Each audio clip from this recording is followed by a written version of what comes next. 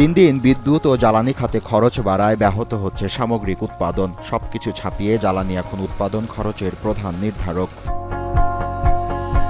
জ্বালানির দাম বাড়লে শিল্পে উৎপাদন, কৃষি, সেচ, সারের ব্যয় বাড়ে। ফলে বাজারে মূল্যস্ফীতির চাপ তৈরি হয়। যদিও দেশের জ্বালানি চাহিদার ৯৭% পূরণ হয় জীবাশ্ম জ্বালানি থেকে, যার ৭০% আমদানি নির্ভর। দেশে বায়োগ্যাস সহ অন্যান্য নবায়নযোগ্য জ্বালানি উৎসের বড় সম্ভাবনা থাকলেও নীতি, পরিকল্পনা ও বাস্তবায়নে নবায়নযোগ্য জ্বালানিকে বিবেচনায় নেওয়া হয়নি। নবায়নযোগ্য বিদ্যুৎ মাত্র ৪.৬২%, এ থেকে জাতীয় গ্রিডে যুক্ত হয় প্রায় ৪%। এরই মধ্যে খনিজ জ্বালানির উপর চাপ কমাতে নবায়নযোগ্য জ্বালানি ব্যবহার করে বিদ্যুৎ উৎপাদন করছে পাশের অনেক দেশ। সেদিক বিবেচনায় বাংলাদেশ অনেক পিছিয়ে। আসছে বাজেটে এবার নবায়নযোগ্য জ্বালানিতে আলাদা করে বড় বরাদ্দ নেই। ইন্ডাস্ট্রিগুলো এখন অর্ধেক দিনের বেলা সরাসরি সোলার থেকে চলে, আর রাতের বেলা হলো যে আপনার এই ডেস্কো থেকে অথবা আরবি থেকে। সোলার যদি ডিউটি কম হতো তাহলে আপনার গ্রামে এটার প্রচলন এবং ব্যবহার এবং চাহিদা তিনটাই খুব অনেক বাড়ত। এবার আসন্ন ২০২৬-২৭ অর্থ বছরের এডিপিতে বিদ্যুৎ ও জ্বালানি খাতের জন্য ৩২,৬৯১ কোটি ৫৪ লাখ টাকা বরাদ্দ রাখা হয়েছে।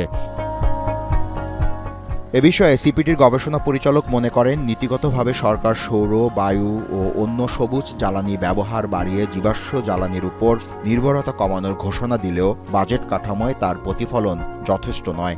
এডিপি বরাদ্দ আসে সংশোধিত এবং অ্যাকচুয়াল, সেখানে ৫%-এরও কম আসলে নবায়নযোগ্য জ্বালানির জন্য বরাদ্দ হয়। জীবাশ্ম জ্বালানির চাপে নবায়নযোগ্য জ্বালানি পিষ্ট অবস্থা অন্তত বাজেটের দিকে তাকালে। বিদ্যুৎ জ্বালানি মন্ত্রণালয়ের জন্য যে বাজেট বরাদ্দ তার অন্তত 10%-এর উপরে যেন নবায়নযোগ্য জ্বালানির জন্য যাতে সরকার বরাদ্দ রাখেন। নোভা এলইডি টিভি, ঝকঝকে ছবি, নিখুঁত শব্দ, ৫ বছরের ওয়ারেন্টি। নোভা মানে সঠিক মান, নিশ্চিত সেবা। জ্বালানি বিশেষজ্ঞ আনু মোহাম্মদ বলেন, শুধু জীবাশ্ম জ্বালানির উপর নির্ভর করে টেকসই জ্বালানি ব্যবস্থা গড়ে তোলা সম্ভব নয়। তিনি বলেন, এক লাফেই নবায়নযোগ্য জ্বালানিতে রূপান্তরিত হওয়া যাবে না। সারা বিশ্বেরই ভবিষ্যৎ হচ্ছে নবায়নযোগ্য জ্বালানি। আপনি একদিকে কয়লা বিদ্যুতের জন্য বরাদ্দ করবেন কিংবা এলএনজি আমদানি করবেন, অন্যদিকে নবায়নযোগ্য জ্বালানির কথা বলবেন, দুটো তো মিলবে না। তো সেই কারণে সামনের বাজেটে যেটা আসছে, বাজেটেও আমরা দেখতে চাই যে নবায়নযোগ্য জ্বালানির জন্য রাষ্ট্রীয় প্রতিষ্ঠান, জাতীয় সক্ষমতা এবং সুনির্দিষ্ট একটা রোডম্যাপ। আর প্রধানমন্ত্রীর অর্থ ও পরিকল্পনা বিষয়ক উপদেষ্টা জানান, নবায়নযোগ্য জ্বালানি খাতের নীতি কাঠামোতে আমদানি নির্ভরতা কমিয়ে উৎপাদন নির্ভরতা বাড়ানো হবে।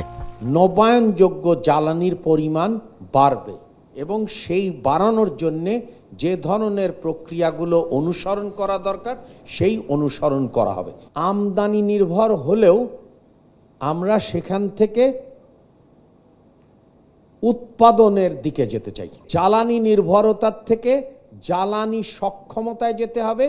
নবায়নযোগ্য জ্বালানির লক্ষ্য গ্রামীণ এলাকায় বিদ্যুৎ সরবরাহ করা ও ডিজেলের উপর নির্ভরতা কমানো, যার ফলে কমবে কার্বন নিঃসরণ ও সরকারি ভর্তুকি। জাবেদ আব্দুল্লাহ, এখন, ঢাকা।